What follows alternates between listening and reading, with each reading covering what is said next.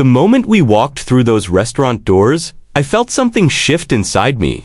Not anger, not sadness, just this quiet certainty that I had been living someone else's story for way too long. My name is Daniel, 38 years old, Denver resident. That night, my wife Beth had her arm wrapped around mine, flashing that perfect smile she reserved for public appearances, practically pulling me into this overpriced steakhouse like we were about to accept some award. It was her father's victory dinner, some government contract he had landed.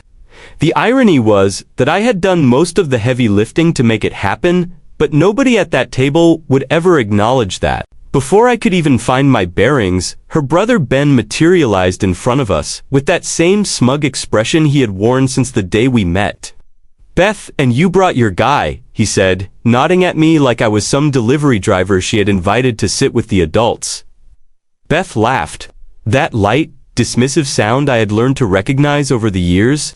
"Daniel helps out with business stuff," she said. "He's been around a while." That was it. Not her husband. Not the person who had pulled her father's company from bankruptcy. Just some guy who helps out. We reached the table, long white cloth, crystal glasses already filled. Her parents sat there, along with her uncle, some investors, and colleagues I had worked beside for years. The only empty chair was squeezed at the very end, like an afterthought. Linda, Beth's mother, offered that tight smile she had perfected over a decade of barely tolerating me. "Well, we were not sure you would make it," she said. "This dinner is mostly for family." She swirled her wine glass like I had already ruined the mood. I forced a chuckle and said I would sit at the kids' table then. She did not laugh. She just blinked, surprised I had spoken at all. Beth stayed quiet. Then, almost like she remembered I existed, she patted my arm and told me it was not a big deal. She said I should just try to enjoy tonight. Enjoy tonight, right? I watched her nod along with her father's war stories about tough decisions and business instincts. Never mind that I had barely slept during those 6 months when their company was circling the drain. I sipped my whiskey, let it burn. Gave my hands something to do besides clench into fists. An hour in, I caught my reflection in the window behind the bar. I looked hollow, not just exhausted, erased. A version of myself I did not recognize anymore. Beth leaned over to kiss her father's cheek as another round of drinks arrived. She never once glanced my way. I finished my glass, pushed back my chair, and walked out into the cold Denver night. The pit in my stomach was not from the weather. I did not go home. I just walked. My feet moved automatically, but my mind went straight to the beginning. Beth and I met at a downtown charity function. I was 27, a blue-collar kid trying to climb the corporate ladder. She said she liked my grit. That was her word for it, grit. Her family liked that I did not come from money. Made me easy to manage. They figured. I remember her father's reaction when I said I wanted to work my way up. He laughed and said they could use someone to help out, like I was applying for a seasonal position. I thought I could change their minds, prove I belonged. I pulled double shifts. Slept in the office, never complained, but it was always Daniel is helping out. Never Daniel is building this with us. Beth would say not to take it personal, that they were just old school, but she never corrected them, never stood up for me. Then came the collapse. Her father had been hiding how bad things really were. Late payments, broken vendor deals, a loan default waiting to hit the bank. Everyone else bailed. I stayed 7 months. Spreadsheets, cold calls, renegotiating contracts, pulling in favors, putting up collateral I could not afford to lose. Beth barely noticed. She was busy with lunches and social media posts with other executives' wives. The night we avoided bankruptcy, I came home past midnight, reeking of coffee and printer ink. She was asleep in full makeup. Her phone lay open on the bed beside her. Selfies from a gala she had attended while I was saving their future. I stood there staring at my own wife, and all I could think was that I was not even in the picture. I figured after that, I had earned my place. Nothing changed. At every family gathering, they called it a lucky save. Every problem I fixed was thanks for the assist.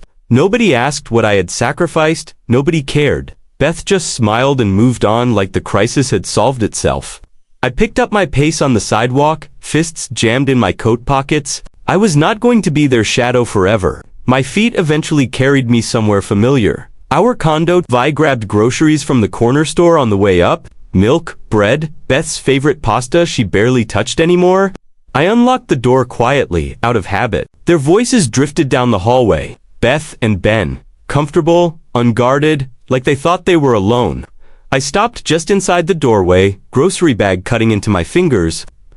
Ben laughed first and said I had to admit they played this perfectly. He actually thinks he is part of this, Ben said. Beth snorted and said he likes feeling useful. It keeps him motivated. My pulse hammered in my ears. Ben kept going. Dad calls him the side project. He said, temporary fix until they got their footing back. Beth answered without hesitation, and it worked, she said. He cleaned up the mess, took the heat, never once asked for real control. Ben again asked if I had seen the way he runs things. All spreadsheets and late nights like that is how the big players operate. She sighed, almost bored. He is trying, she said. It is kind of cute. That word landed hard, cute. My grip tightened on the grocery bag. It crinkled loud enough to echo in my head, but neither of them noticed. Ben pressed on. Still cannot believe he bought that whole future partner thing. Beth said please. He knows his place. He just does not want to admit it. There it was, clean, clear, final. I stood frozen, staring at the wall like it might start spinning. My chest felt hollow, like something had been scooped out and tossed aside. I thought about every late night, every risk, every time I swallowed my pride and told myself it would pay off. For the first time, I pictured myself walking away, no condo, no marriage, no business that was never really mine. The thought scared me, then it did not. Ben said as long as he keeps thinking he is needed, they are good. Beth laughed softly and said exactly. Something inside me snapped. Not loud, not dramatic, just a clean break. I realized then that they did not see me because they never planned to. And if they could not see me, I would make damn sure they felt me. I stepped back from the doorway, careful, silent. I carried those groceries straight to the trash chute and dumped the whole bag in, one item at a time. Watched them disappear. As the pieces started falling into place, I knew this could all come crashing down. For the first time, that did not scare me. It felt necessary. I did not go back inside after dumping those groceries. I drove straight to the office late, but I still had a key. They never bothered taking that away from the help. The building was dark, security half asleep. I slipped into my workspace and powered up the computer like I had done 1,000 times before. Only this time, I was not fixing their problems. I was finally paying attention to them. Things I had ignored for years started screaming at me. Numbers that did not add up. Payments shuffled between accounts. Contracts rewritten at the last minute with terms that made no sense unless you were hiding something. I pulled files, old emails, backup drives, cross-checked invoices against bank records. Every answer led to 2 more questions. They really thought I would not notice. Night after night, I stayed late, coffee cups stacked up, eyes burning, my hands moved fast, steady. I documented everything, dates, amounts, names, patterns. It was not sloppy, it was calculated. Embezzlement, dressed up as creative accounting. There was no unseeing it, no walking it back. Around 3 in the morning, I leaned back in my chair and stared at the ceiling. This was not revenge, it was clarity. I made one call the next day. Marcus, we had done business years back. He was straight, careful, and did not owe Beth's family a thing. We met at a quiet spot near Union Station. I slid a folder across the table. He did not open it right away, just looked at me and asked if I was sure. I nodded and said it was already done. He opened it, flipped through a few pages, then closed it slow. He told me this goes further than I think. I told him I knew, and I did. When I got home that night, the condo felt different, too quiet. Beth's shoes were by the door, but her coat was gone. Her laptop sat open on the counter. I was not snooping. I was already past that, but a message popped up as I walked by. A name I knew too well.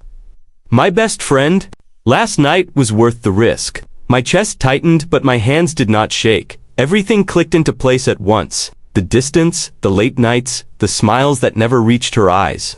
I closed the laptop carefully, picked up my keys, and walked back out the door without turning around. I pulled into the valet line, hands steady on the wheel, though my stomach twisted. The hotel was decked out, lights, banners, champagne flowing like water, their big night, the family empire reborn, the contract I had helped secure, now being toasted like a divine gift. I stepped out alone, no tie, no smile, just a suit and the weight of everything I knew.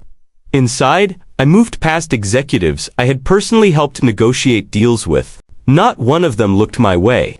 Beth stood under the spotlight, hair perfect, black dress that probably cost more than my first car. Ben and her father flanked her like security detail. All smiles, perfect family. She saw me. Cold recognition. The kind you give a stranger in a crowd. That was when it hit me. This was never about inclusion. I was not an outsider by accident. I was kept outside on purpose. I did not make a scene, did not storm in or throw a drink.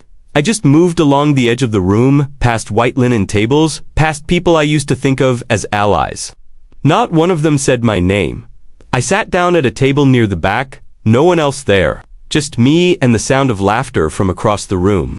Beth's voice rang out, sweet and polished as ever. She said they would not be here without hard work and loyalty. Real family values. She did not even flinch when she said it. I slipped my wedding ring off my finger, rolled it once between my fingers. It felt lighter than I expected. Then I stood, walked to their table, and set the ring right in the middle of the white cloth. No words, just that. Beth's smile froze. Her father stopped mid-sentence. Ben raised his brow like he wanted to crack a joke, but nothing came out. The silence hit harder than shouting. Harder than any speech I could have made. I looked Beth in the eye. She opened her mouth like she might say something, apologize, spin it into something polite. But nothing came. I turned and walked out. No applause, no pats on the back. Just the tap of my shoes on marble and the buzz of music fading behind me with every step. They did not expect me to leave. Not like that. Not on my terms. And for the first time, I did not look back to see how they would handle it. I already knew.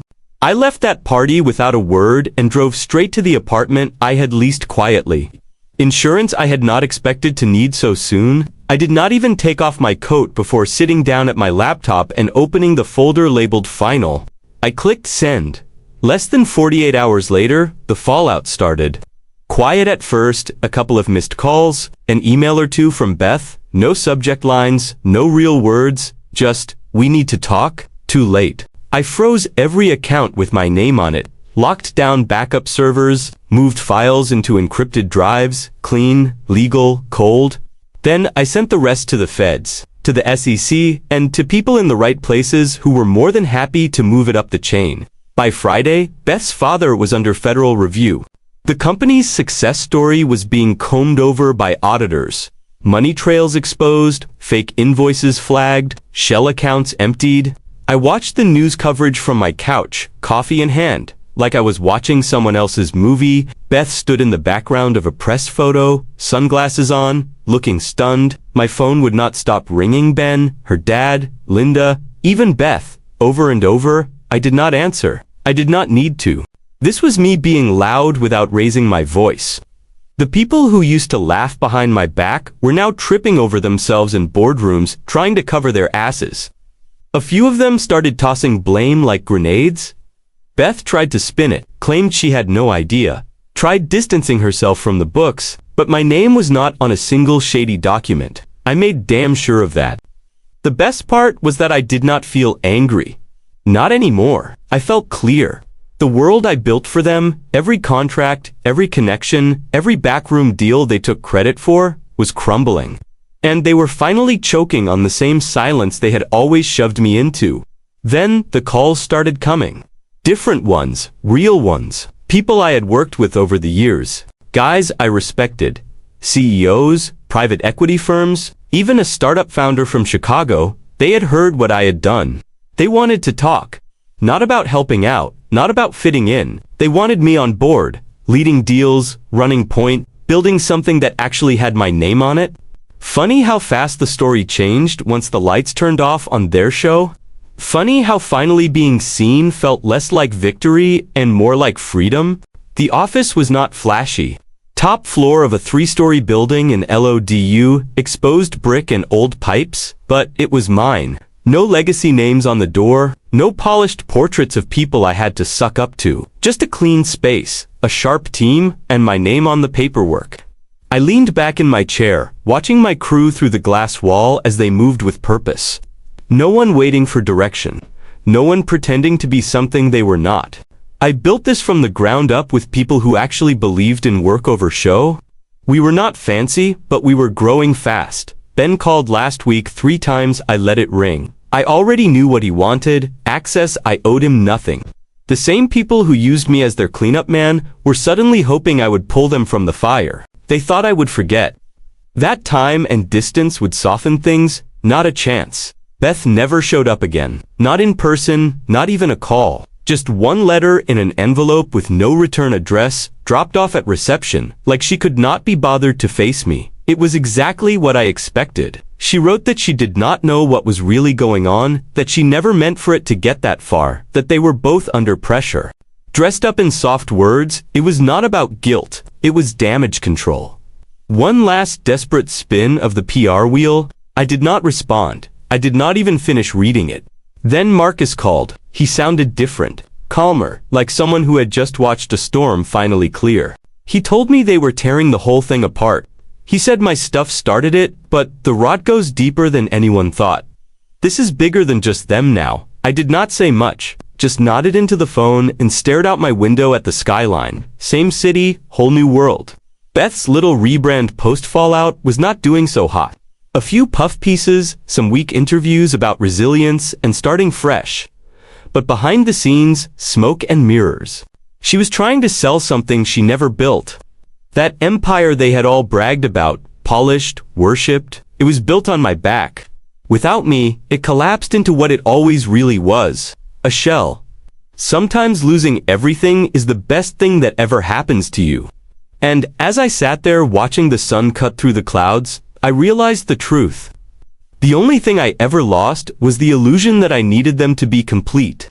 They did not see me coming because they never saw me at all.